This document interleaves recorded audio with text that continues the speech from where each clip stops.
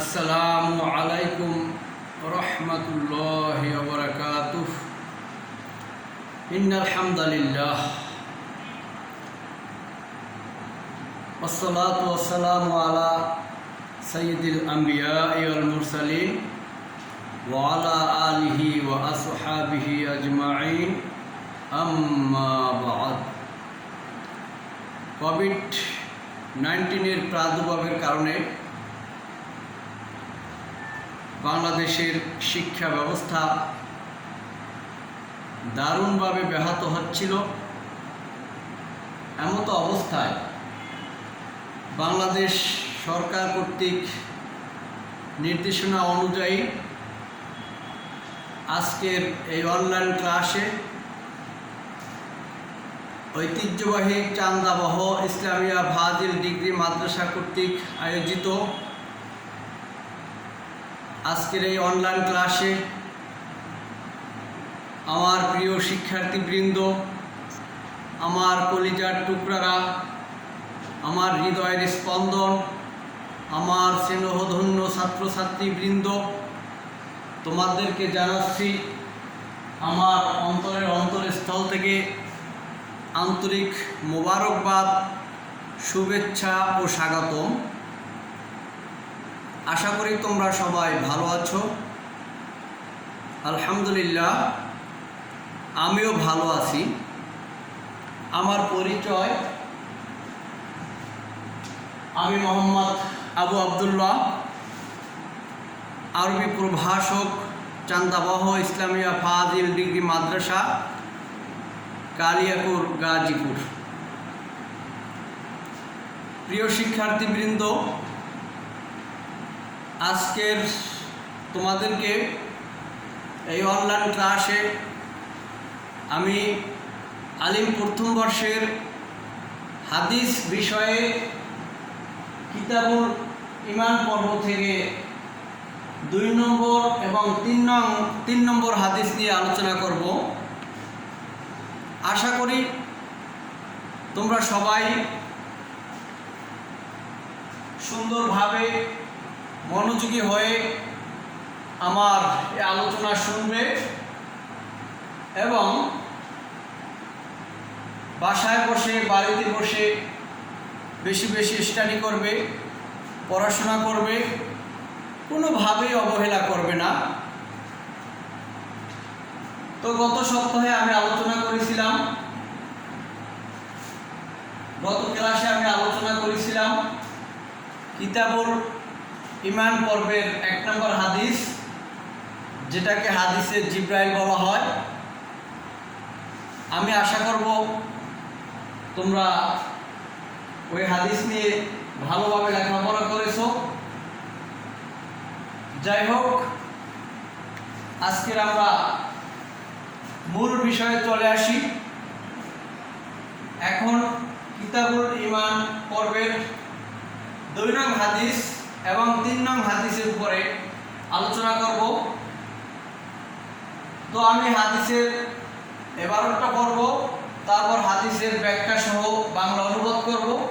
তোমরা ভালোভাবে মনোযোগী হয়ে শুনবে। তো কিতাবুল ইমান, ইমানের সঙ্গে আমি ইতিপূর্বে তোমাদেরকে গত ক্লাসে আলোচনা করেছি। তো হাদিসের ইবারত, আন ইবনে উমর রাদিয়াল্লাহু আনহুমা ক্বালা ক্বালা রাসূলুল্লাহ সাল্লাল্লাহু আলাইহি ওয়াসাল্লাম বুনিয়াল ইসলাম আলা খামসিন শাহাদাতি আল্লা ইলাহা ইল্লাল্লাহ ওয়া আন্না মুহাম্মাদান আবদুহু ওয়া রাসূলুহু ওয়া ইকামুস সালাতি ওয়া ইতাউজ যাকাতি ওয়াল হজ্জ ওয়া সাওম রমাদানা মুত্তাফাকুন আলাইহি।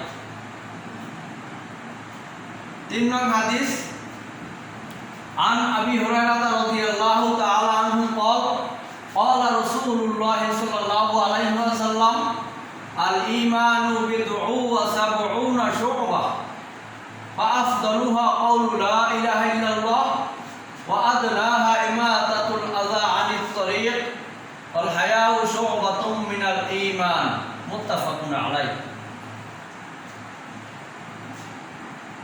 হাদিসের আসলে যে হাদিস দুইখানা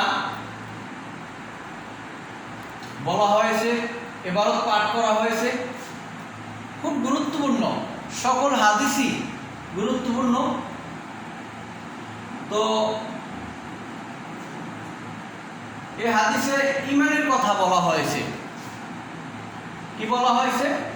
আন ইবনে ওমর, হযরত আব্দুল্লাহ ইবনে ওমর রাদিয়াল্লাহু তাআলা আনহু থেকে বর্ণিত হাদিস। হযরত আব্দুল্লাহ ইবনে ওমর তিনি কে ছিলেন তার সংক্ষিপ্ত পরিচয়টা আমাদের জানা দরকার।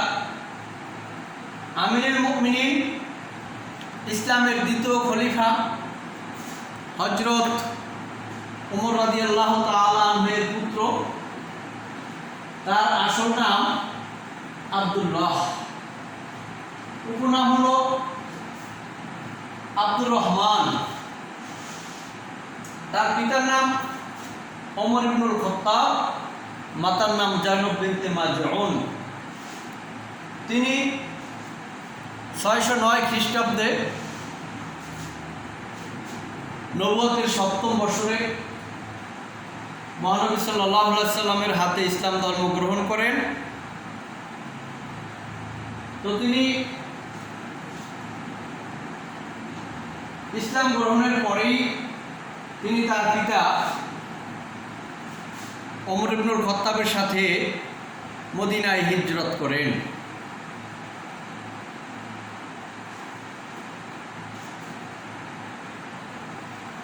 বয়স স্বল্পতার কারণে অতি কম বয়সের একজন সাহাবী, যদ্দরুন তিনি ইসলামের প্রথম ও দ্বিতীয় যুদ্ধ অর্থাৎ বদর এবং উহুদের যুদ্ধে অংশগ্রহণ করতে পারেন নাই।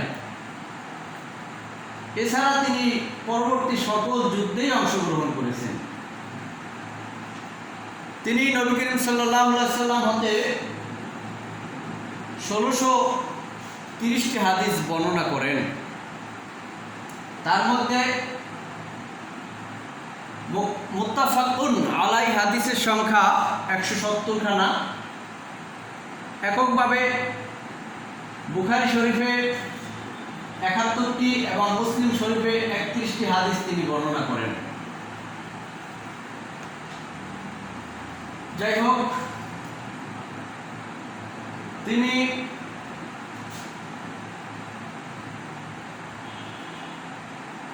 একজন কনিষ্ঠ সাহাবী ছিলেন এবং ইলমে হাদিসের খেদমতে তার ব্যাপক অবদান রয়েছে। অর্থাৎ তিনি 7 জন যে মুকসিরুল সাহাবী অর্থাৎ সর্বাধিক হাদিস বর্ণনাকারী 7 জন বর্ণনাকারীর মধ্যে তিনিও অন্যতম একজন বর্ণনাকারী। তিনি বলেন, রাসূলুল্লাহ সাল্লাল্লাহু আলাইহি সাল্লাম, রাসূলুল্লাহ সাল্লাল্লাহু আলাইহি সাল্লাম বলেছেন, বুনিয়াল ইসলাম আলা খামসিন। বুনিয়াল ইসলাম, ইসলামকে স্থাপন করা হয়েছে, রূপ দেওয়া হয়েছে, নির্ণয় করা হয়েছে আলা খামসিন, 5টি ভিত্তির উপরে। তো বুনিয়া শব্দটি ফেলে মাজি মাজহুলের সিগা,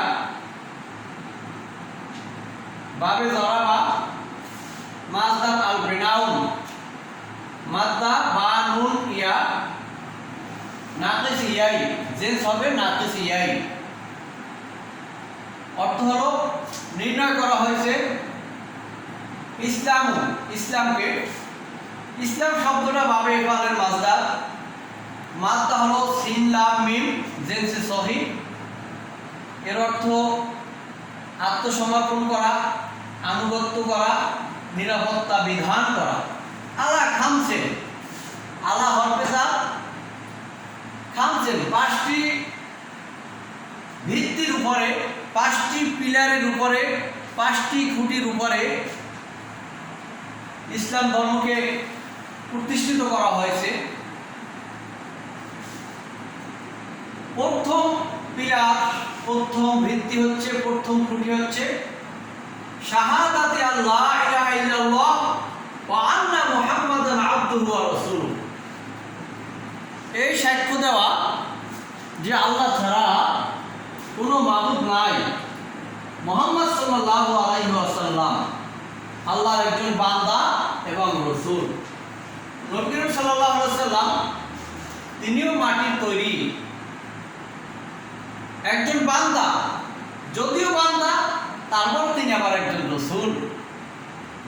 তিনি এবং আমরা যারা আদম আছি, মানুষ আছি, এক নয়, অনেক পার্থক্য। তার শান, তার মর্যাদা, তার স্থান অনেক উপরে। তার মর্যাদা আল্লাহ বলছেন, তিনি আল্লাহর বান্দা এবং রাসূল। তার মর্যাদা কিভাবে? তিনি আল্লাহর পক্ষ থেকে একজন ওহীপ্রাপ্ত আল্লাহর রাসূল, তার উপরে আমাদের সত্য মিথ্যার পার্থক্যকারী, আমাদের সংবিধান আল কোরআন নাজিল হয়েছে।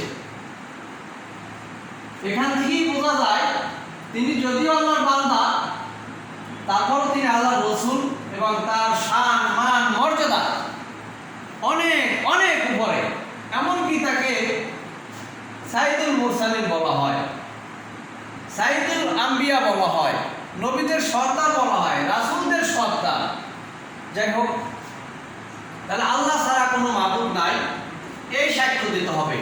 আল্লাহ ছাড়া কোনো মাবুদ নাই, আল্লাহ এক, তিনি অদ্বিতীয়, তার কোনো শরীক নাই। যেমন পবিত্র কোরআন কারিমে সূরা ইখলাস আল্লাহ বলছেন, কুল হুয়াল্লাহু আহাদ আল্লাহুস সামাদ লাম ইয়ালিদ ওয়া লাম ইউলাদ ওয়া লাম ইয়াকুল লাহু কুফুয়ান আহাদ। এখানে সব কিছু বলা হয়েছে সূরা ইখলাসের মধ্যে।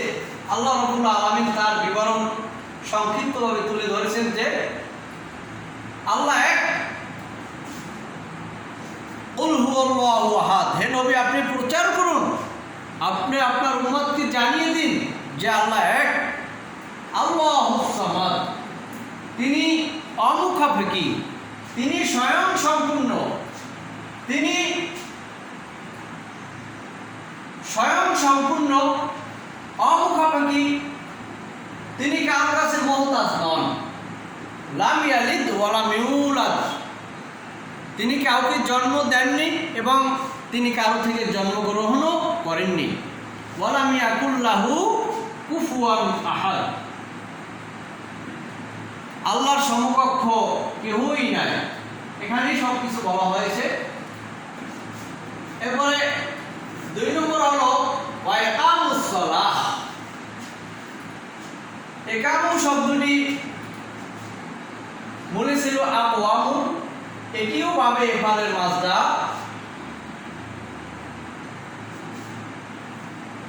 এর অর্থ প্রতিষ্ঠা করা, as-সালাহ নামাজ। সালাত শব্দটা বিভিন্ন অর্থে ব্যবহার হয়। কোরআন হাদিসে সালাত শব্দটা দোয়া, রহমত, তাসবিহ, ইস্তিগফার বিভিন্ন অর্থে ব্যবহার হয়। আরও অনেক অর্থে এই সালাত শব্দটা ব্যবহার হয়। ওয়া ইকামুস সালাহ, সালাত কায়েম করা, সালাত প্রতিষ্ঠা করা। এখানে কিন্তু সালাত আদায় করার কথা বলা হয় না। যদি আদায় করার কথা বলা হতো তাহলে এককভাবে বোঝাতো। আর ইকামুস সালাহ দ্বারা সালাত নিজেকেও আদায় করতে হবে এবং পরিবার, রাষ্ট্র, সমাজ, গোত্র সকলের মধ্যে সালাত আদায়ের ব্যবস্থা করতে হবে। এই জন্য এটাকে ইকামুস সালাহ বলা হয়েছে। ওয়া ইতাউজ যাকাত, যাকাত প্রদান করা। যাকাত একটা ফরজ ইবাদত। প্রতি বছর নিসাব পরিমাণ সম্পদের মালিকানা যদি কেউ থাকে, অর্থাৎ কারো মালিকানায় যদি নিসাব পরিমাণ সম্পদ থাকে, সেই সম্পদের শতকরা 2.5 টাকা হারে যাকাত প্রদান করা, এটি একটা ফরজ ইবাদত। এই যাকাতও যদি কেউ অস্বীকার করে এবং দিতে অপারগতা প্রকাশ করে, অস্বীকারকারী সে কাফের হবে, নামাজ অস্বীকারকারীও কাফের হবে। যাকাত প্রদান করা। আল হাজ্জু, যা সুনির্দিষ্ট পরিমাণ সাংসারিক খরচ বাদ দিয়ে যদি আল্লাহর ঘর পর্যন্ত পৌঁছার টাকা পয়সা অর্থ সম্পদ কারো কাছে থাকে, তাকে হজ করতে হবে। অন্ততপক্ষে জীবনে একবার হজ করা ফরজ। অসামু রমাদান, রমজান মাসের রোজা পালন করা। বাৎসরিক একবার রমজান মাসের রোজা পালন করতে হয়। এটি প্রত্যেক সাবালিকা যারা আছেন তাদের জন্য এই রমজান মাসের রোজা পালন করা ফরজ। এই 5টা পিলার বা খুঁটির কথা এখানে বলা হয়েছে। মুত্তাফাকুন আলাইহ, হাদিসখানা ইমাম বুখারী এবং মুসলিম রাহিমাহুল্লাহ তাআলা তাদের নিজ কিতাবে বর্ণনা করেছেন ঐক্যবদ্ধভাবে। ইমাম বুখারী এবং ইমাম মুসলিম এই হাদিসের উপরে ঐক্যমত পোষণ করে স্ব গ্রন্থে স্থান দিয়েছেন। এই জন্য এটাকে মুত্তাফাকুন আলাইহ বলা হয়। অর্থাৎ যে হাদিসের ব্যাপারে ইমাম বুখারী এবং ইমাম মুসলিম একমত পোষণ করেছেন। তাহলে হাদিসের শিক্ষা কি? যদিও এই হাদিসে 5টা মৌলিক বিষয়ের কথা বলা হয়েছে, তারপরও অন্য হাদিসেও আমরা দেখেছি ইসলামের 70টার বেশিও শাখা প্রশাখা রয়েছে। যদি এখানে 5টা বিষয়ের কথা বলা হয়েছে, এই 5টা হলো মৌলিক বিষয়। এই 5টার কোনো একটা যদি কেউ অস্বীকার করে, অমান্য করে, না মানে, তাহলে সে ইসলাম অস্বীকারী হবে এবং অস্বীকারী কাফের হিসেবে আখ্যায়িত হবে। এখানে মৌলিক 5টা বিষয়ের উপরে বলা হয়েছে। এখানে একটা ইসলামকে আমি একটা 5টা খুঁটি বিশিষ্ট ঘরের সাথে তুলনা করব। একটা ঘর তৈরি করতে শুধুমাত্র 5টা খুঁটি দিয়ে একটা ঘর তৈরি হয় না, এর সাথে আনুষঙ্গিক বিভিন্ন মালামাল ও সরঞ্জামাদির প্রয়োজন হয়। সব কিছুর সম্মেলনে একটা ঘর তৈরি হয়। সব কিছুর সংমিশ্রণে একটা পূর্ণাঙ্গ ঘর যেভাবে তৈরি হয়, ঠিক এখানে 5টা বিষয়ের সাথে আনুষঙ্গিক হাদিস আরও 70টার কথাও বলা হয়েছে। সব কিছুর সমন্বয় হলো ঈমান। তবে এই 5টা পিলার, এর থেকে যদি একটা পিলার ভেঙে যায়, 2টা পিলার ভেঙে যায় বা 3টা পিলার ভেঙে যায়, তাহলে আমি মনে করি ওই ঘরটা যেভাবে ভালোভাবে স্থির হয়ে দাঁড়িয়ে থাকতে পারবে না। ঠিক এখান থেকেও যদি একটা বিষয়কে কেউ অস্বীকার করে, অমান্য করে, তারও পুরোপুরি ঈমান থাকবে না। এরপরে আমরা 3 নম্বর হাদিসে আসি। সে হাদিসে বলা হয়েছে, হাদিসের 12 আমি পড়েছি। হযরত আবু হুরায়রা রাদিয়াল্লাহু তাআলা আনহু থেকে বর্ণিত হাদিস, রাসূলুল্লাহ সাল্লাল্লাহু আলাইহি ওয়াসাল্লাম বলেছেন, আল-ঈমানু বিদ'উ ওয়া সাবউনা শুবা। ঈমানের 70টার বেশিও শাখা প্রশাখা রয়েছে। কয়টা শাখা প্রশাখা? 70টার বেশি শাখা প্রশাখা রয়েছে। তো যাই হোক, হাদিস বাংলা অনুবাদের আগে আমাদের বর্ণনাকারীর সংক্ষিপ্ত জীবনী জানা দরকার।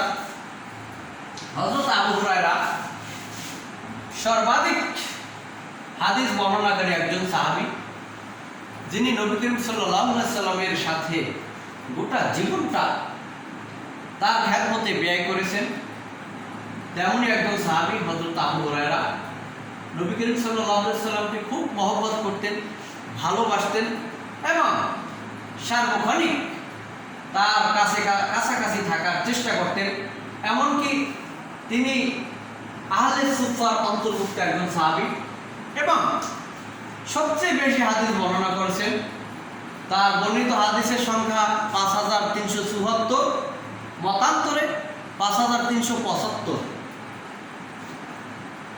তার ইসলাম গ্রহণের পূর্বে তার নাম ছিল আব্দে শামস, আব্দে লাত, আব্দে উজ্জা ইত্যাদি অনেক নামকরণ ছিল।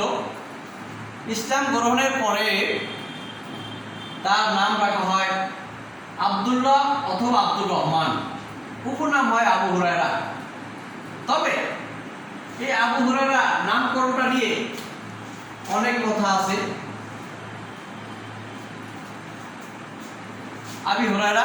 আবু হুরায়রা আরবিতে আবুল শব্দের অর্থ পিতা, আর হুরায়রা শব্দটি হিজরাতুন থেকে তাসকির হয়েছে, এর অর্থ বিড়াল ছানা।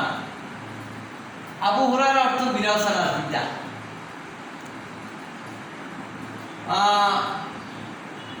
আরবগণ কোনো প্রাণী, পশু পাখি, প্রাণী বা কোনো কিছুর পূর্বে আবুল শব্দ যদি উল্লেখ করতেন, আবুল শব্দের অর্থটা ওনারা মালিকানা হিসাবে ব্যবহার করতেন।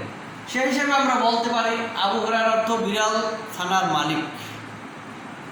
এই নামকরণের পিছনে একটা রহস্য লুকিয়ে আছে। রহস্যটা হলো আবু হুরায়রা তিনি বিড়াল ছানাকে ভালোবাসতেন, পছন্দ করতেন, পুষতেন। এই বিড়াল ছানাকে একদিন তার জামা, তার পরিহিত যে জামা, জুব্বা, সেই জুব্বার হাতার ভিতরে বিড়াল ছানাটা রেখে তিনি নবী করিম সাল্লাল্লাহু আলাইহি সাল্লামের দরবারে উপস্থিত হন। এমত অবস্থায় হঠাৎ করে এই জামার আস্তিন থেকে, হাতা থেকে বিড়াল ছানাটা বের হয়ে পড়লেন। নবী করিম সাল্লাল্লাহু আলাইহি সাল্লাম ওই বিড়াল ছানাকে দেখে তাকে খেতাব দিলেন, আবু হুরায়রা, হে বিড়াল ছানা। আবু হুরায়রা বলে সম্বোধন করলেন। তিনি নবী করিম সাল্লাল্লাহু আলাইহি সাল্লামকে যে কি পরিমাণ ভালোবাসতেন তার বিরল দৃষ্টান্ত এখান থেকেই আমরা বুঝতে পারবো। নবীর মুখ থেকে, নবীর পবিত্র জবান থেকে যেহেতু আবু হুরায়রা শব্দটা বের হয়েছে, তিনি ওটাকে, এই আবু হুরায়রা শব্দটা নবীর মুখ থেকে বের হওয়ার কারণে তিনি ওটাকে খুব গর্ব মনে করলেন এবং পরবর্তী টাইমে তিনি ওটাকে ওই দিন থেকেই তিনি এটাকে নিজের নামে পরিণত করলেন এবং নিজের নাম বানিয়ে নিলেন। যে কি জন্য? নবী করিম সাল্লাল্লাহু আলাইহি ওয়াসাল্লাম তাকে রসিকতা করে তাকে আবু হুরায়রা বলছেন, হইতে পারে না, এটা তার নাম হিসেবেই তিনি আখ্যায়িত করেছেন যে নবীর পবিত্র জবান থেকে যেহেতু আবু হুরায়রা বের হয়েছে, তাই ওই দিন থেকে তিনি আবু হুরায়রা নামে ভূষিত হয়েছেন। তিনি 7ম হিজরিতে খায়বার যুদ্ধের সময় ইসলাম ধর্ম গ্রহণ করেন। খায়বার সহ তিনি সকল যুদ্ধে অংশগ্রহণ করেন। ইসলামের জন্য তিনি তার গোটা জীবনটা বিলীন করেছেন এবং তাকে জান্নাতুল বাকিতে দাফন করা হয়েছে। তিনি 58 হিজরিতে তিনি ইন্তিকাল করেন। 78 বয়সে তিনি ইন্তিকাল করেছেন, তাকে জান্নাতুল বাকিতে দাফন করা হয়েছে। আবু হুরায়রা থেকে বর্ণিত হাদিস, রাসূলুল্লাহ সাল্লাল্লাহু আলাইহি ওয়াসাল্লাম ইরশাদ করেছেন, আল ঈমানু বিদ'আতুন ওয়া সাবউনা শুবা, ঈমানের 70টার বেশি শাখা প্রশাখা রয়েছে। ইতিপূর্বে আমরা একটা হাদিস পড়েছি, সে কি ইসলামের মূল ভিত্তি 5টা।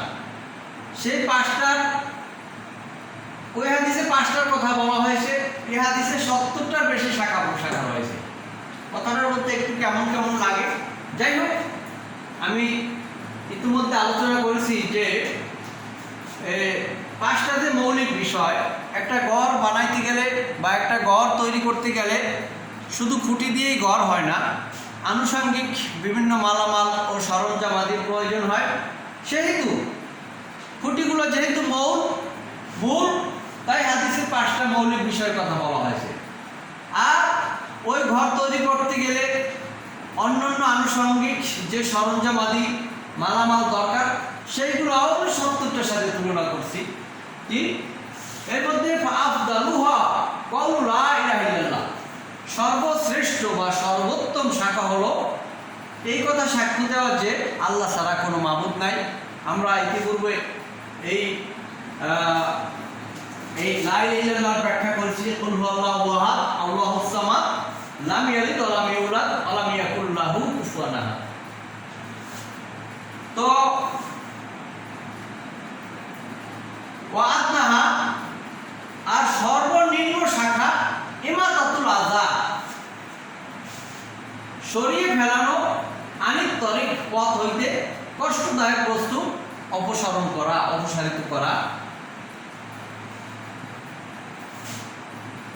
আসলে আমরা মুসলমান, একজন মুসলমান অপর আরেকজন মুসলমানের ভাই, সেহেতু ভাই হিসেবে আমরা সকল মুসলমান বা মানুষকে মানুষকে আমরা ভালোবাসবো, এটা ইসলাম ধর্মের নীতিমালা। ইমাতাতুল ওয়াদ নাহা ইমাতাতুল আযা আনিত তরিক, পথ হতে রাস্তাঘাট পথ থেকে কষ্টদায়ক বস্তু সরিয়ে ফেলা। আমরা অনেক সময় পথের মধ্যে কাটা, বিভিন্ন পাথর কুচা, ইট ইত্যাদি ফেলে রেখি। একটা ইটের আদলার সাথে ধাক্কা লেগে একজন মানুষ পরে যেতে পারে, ব্যথা পেতে পারে। অথবা পথের মধ্যে যদি দুর্গন্ধ জাতীয় কোনো দ্রব্য থাকে, ওইটা সরিয়ে ফেলা। আমাদের দেশে কোরবানি হয়, আমি লক্ষ্য করেছি কোরবানির সময় মানুষ পশু জবাই করে পথের মধ্যে, অথচ রক্ত, হাড্ডি,